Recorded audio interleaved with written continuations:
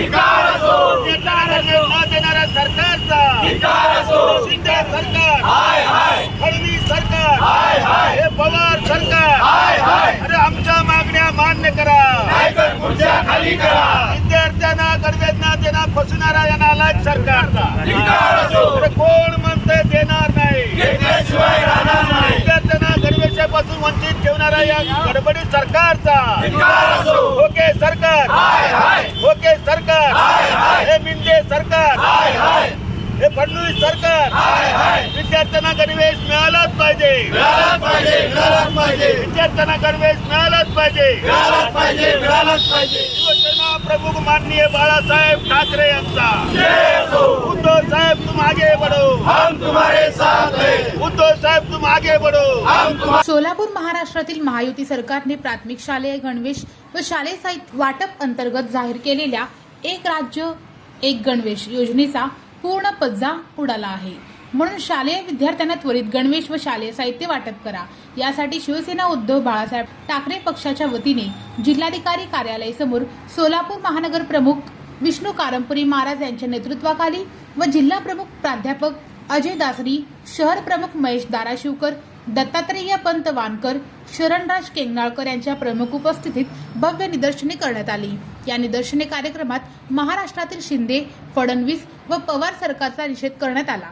त्याचबरोबर या योजनेचे टेंडर एका गुजराती कंपनीला देऊन वाढीव कमिशन मिळविण्यासाठी प्रयत्न केल्यानेच विद्यार्थ्यांना अद्याप गणवेश मिळू शकले नाही। शाळा सुरू होऊन 15 दिवस होत आहेत, विद्यार्थी बिगर गणवेशात शाळेला जात असून याबाबतची कुठलीही लाज या सरकारला नाही। उलट गुजराती ठेकेदारांच्या सांगण्यावरून शालेय समितींना आणखी 1 महिना मुदतवाढ सरकार मागत आहे।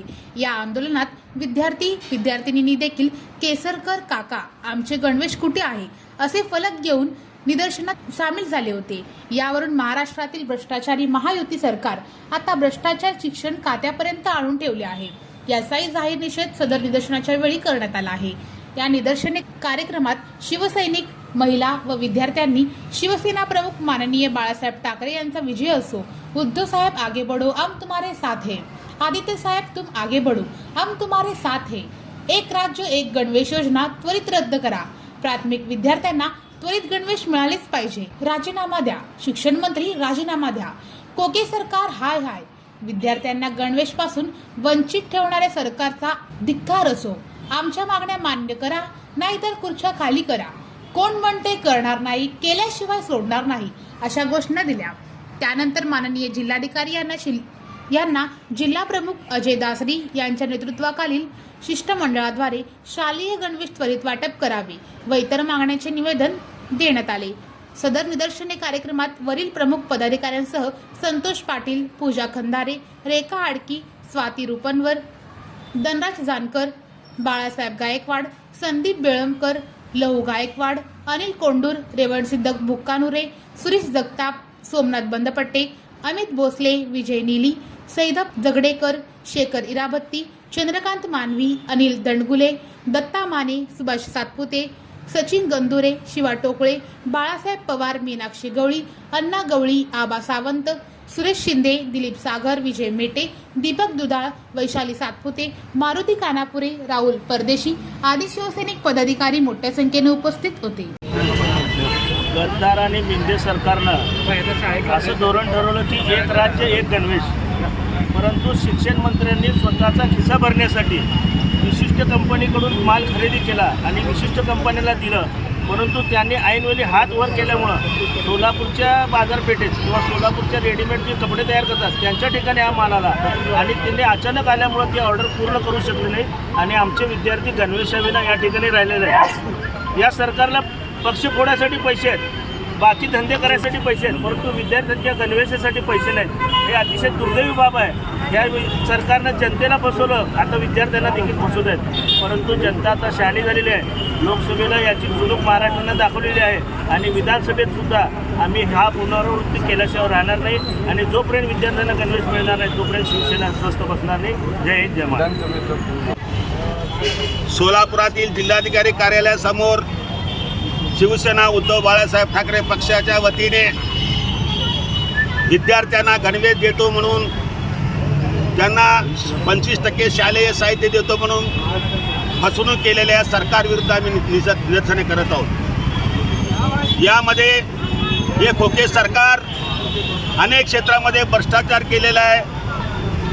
अनेक ठिकाणी मोठमोठ्या प्रमाणामध्ये पार्ट्या फोडले, परंतु शिक्षण क्षेत्रात देखील विद्यार्थ्यांना शालेय क्षेत्रात हे फसवणूक करतं असं आम्हाला वाटलं नव्हतं। पण आज परिस्थिती कशी झालेली आहे, 8 जूनला GR निघाला, त्या GR अनुसार सर्व शाळेतील प्राथमिक विद्यार्थ्यांना जो गणवेश वाटप करायचा होता तो नेहमीप्रमाणे प्रत्येक जिल्ह्यातील शालेय समितीकडनं होत होतं, अधिकार होता। परंतु या सरकारनं एक राज्य एक ड्रेस अशा प्रकारचा आदेश काढून त्या आदेशाप्रमाणे अद्यापही विद्यार्थ्यांना शालेय साहित्य किंवा ड्रेस मिळाले नाही, गणवेश मिळाले नाही।